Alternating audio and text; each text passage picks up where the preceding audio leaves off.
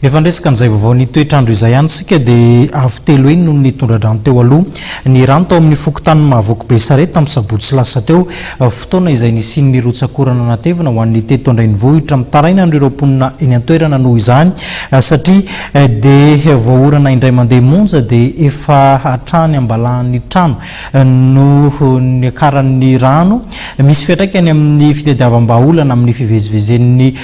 mponina ao an-toerana indrindra ny fitadiavam-bola reto mponina ireto ny fiakaran'izany rano izany velotaraina izy ireo noho izany.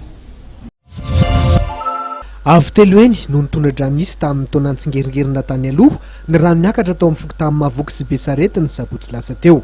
Matetika tokoa rehefa tonga ny fahavaratra dia tsy maharaka ny lakan-drano ao an-toerana any ka mahery vaika ny fiakaran'ny rano amin'iny faritra iny ary dia mahafaty olona mihitsy aza. Tena fijaliana be zany ny eto Mahavoky eto rehefa fahavaratra sady tsy afaka mandeha ny tôbila, tsy afaka mandeha ny olona fa ny rano rehefa vao tafiakatra zany dia atsaty amin'ny tenda kely ety ny rano. Ny fepetsan'ny resinay aloha hatreto dia rehefa avy fotsiny ny orana dia tonga dia samy mamondro ny tokantrano fa ny sarety no mitarika olona manapita olona eto amin'ny manodidina ety. Tsy sarety avy eto Mahavoky fa sarety avy any Andravoahangy any no nitarika n'iny olona le teto amin'le nisy fahatery amin'ny aéroport-tery iny. Ngataka mihitsy zany zay ny amin'ny ministéran'ny mponina sy ny ambony any zany mba hisian'ny kirazy ety amin'ny manodidina ny fokontany satria ny kanal tena iva dia iva mora feno vao avy kely ny orana zany dia miakatra be ny rano dia tamin'ny asabotsy teo zany tena adiny efatra adiny telo teo eo vao tena nena zany ny rano tety amin'ny faritra ny Mahavoky dia zay misy ny fahatolona tety satria tena manondra zany ny rano rehefa miakatra dia tena manondra be ny rano aty aminay.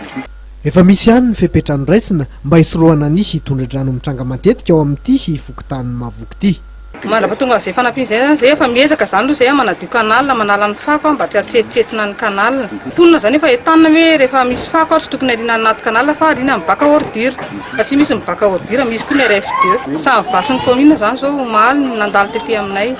satria efa nisy fotoana zany efa nandalo tety aminay dia hoe amin'ny 2017 vao afaka manao kirazy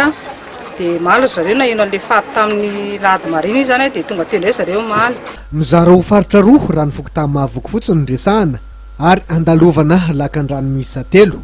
Any olana mipetraka amin'iny faritra iny ara-jeografika dia manana endrika koveta ny fokontany Mahavoky sy Besarety ary vao maika manome vahana ny fiangonan'ny rano mivarona avy any ambony zany. Izay no mahatonga nisy hitondra-drano miroborobo amin'iny faritra iva eto andrenivohitra iny.